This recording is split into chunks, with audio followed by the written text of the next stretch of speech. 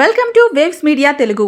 ప్రధాని నరేంద్ర మోడీ బీసీలకు వ్యతిరేక విధానాలను విరమించుకోకపోతే దేశవ్యాప్తంగా ఓబీసీ ఉద్యమాన్ని చేపడతామని Telangana BC JAC chairman Jajula Srinivas Goud హెచ్చరించారు. జనాభా ప్రాతిపదికన బీసీ రిజర్వేషన్లను 60% పెంచాలని, మహిళా బిల్లులో ఓబీసీలకు సబ్ కోటా కల్పించాలని కేంద్ర ప్రభుత్వాన్ని డిమాండ్ చేశారు. హైదరాబాద్ లో జరిగిన సమావేశంలో ఆగస్టు 7న బెంగళూరులో నిర్వహించే 11వ జాతీయ ఓబీసీ మహాసభ పోస్టర్ను ఆవిష్కరించారు. ఈ మహాసభలో బీసీల సమస్యలపై భవిష్యత్ కార్యాచరణను ప్రకటిస్తామని, దేశవ్యాప్తంగా ఓబీసీ ప్రతినిధులు పాల్గొంటారని జాజులా తెలిపారు.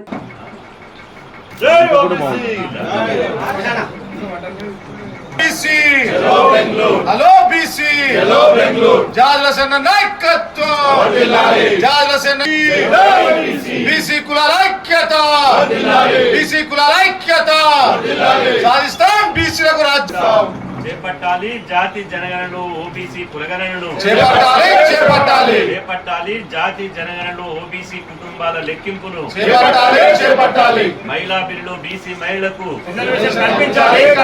మహిళా బిల్లు బీసీ మహిళలకు సబ్ కోటా కల్పించాలి. మేమెంతో సాధిద్దాం బీసీల రాజ్యాధికారాన్ని, సాధిద్దాం బీసీల రాజకీయ అధికారాన్ని. కదిలిందిర బీసీ దండు, కదిలిందిర బీసీ దండు, బీసీల ఐక్యత, బీసీల ఐక్యత. తెలంగాణ గడ్డరా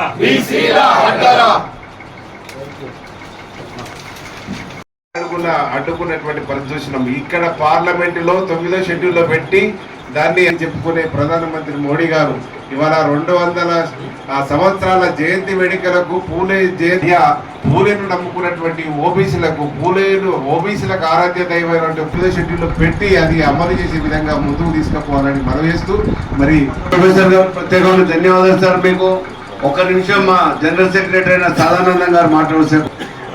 జేఏసీ కరీంనగర్ కుందారం గణేశారి గారికి, మరియు వేదికలు అలంకరించిన కూచకృష్ణ గారికి, విక్రమ్ గారికి, మరియు ముఖ్య నాయకులందరికీ, లింగం గారికి, మరియు డాక్టర్ సాబ్ గారికి, మధు గారికి, అందరికీ. మనం 11 మహాసభలు చూసాం.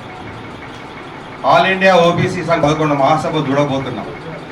10 మహాసభలు మనం కళ్ళారా చూసాం. మనం బీసీలు సాధించిన విజయాలు ఏంటి, ఆ విజయాల గురించి సీనన్నని అడుగుతున్నాను. ఎలాంటి విజయాలు సాధించారనేది సభాముఖంగా విన్నవించాలని కోరుకుంటున్నాను.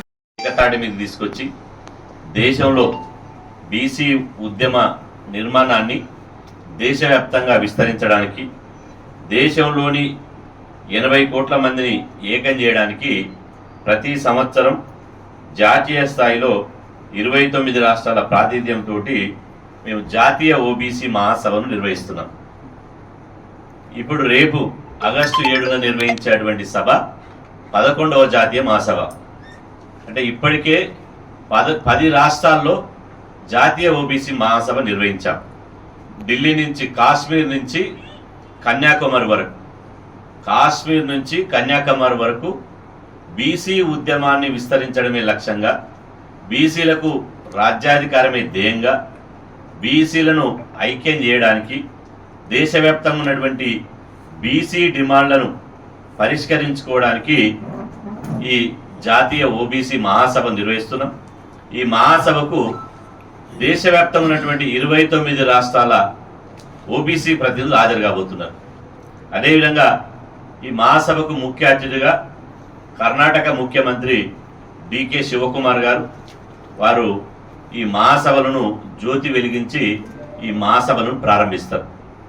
అదేవిధంగా ఈ మహాసభలకు ఆంధ్రప్రదేశ్ నుండి, అదేవిధంగా తెలంగాణ నుండి, మహారాష్ట్ర నుండి, ప్రతి రాష్ట్రం నుంచి ఆ రాష్ట్రాలకు సంబంధించినటువంటి బీసీ మంత్రులు, అదేవిధంగా పార్లమెంట్ సభ్యులు, బీసీ నాయకులు ఈ సమావేశానికి హాజరు కాబోతున్నారు.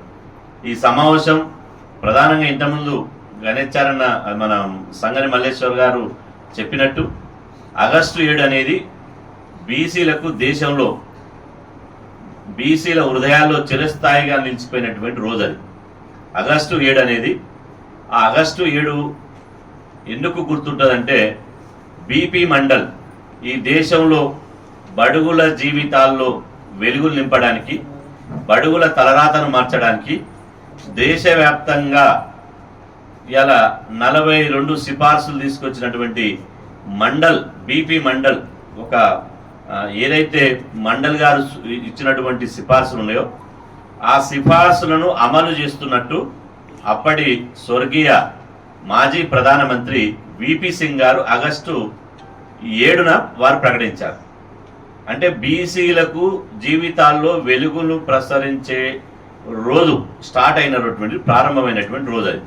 కాబట్టి ఆ రోజును పురస్కరించుకొని మండల్ కమిషన్ సిఫార్సుల అమలును పురస్కరించుకొని ప్రతి సంవత్సరం దేశవ్యాప్తంగా ఈ జాతీయ ఓబీసీ మహాసభను ఒక చారిత్రాత్మకంగా పెద్ద ఎత్తున కనీ విని ఎరగని రీతిలో నిర్వహించబోతున్నాం. కాబట్టి ఈ మహాసభను విజయవంతం చేయాలని చెప్పి మేమంతా కలిసి ఈ వాల్ పోస్టర్ ఆవిష్కరణ చేయడం జరిగింది. ఖచ్చితంగా ఇవాళ బెంగళూరులోని డాక్టర్ మన్మోహన్ సింగ్ సిటీ యూనివర్సిటీలోని ఆ జ్ఞానజ్యోతి ఆడిటోరియంలో ఈ ఉదయం 10 గంటల నుంచి సాయంత్రం 6 గంటల వరకు ఈ జాతీయ ఓబీసీ మహాసభ నిర్వహించబోతున్నాం. ఇందులో ఇలా దేశవ్యాప్తంగా ప్రధానంగా 10 తీర్మానాలను ఇలా ఆమోదించబోతున్నాం. ప్రధానంగా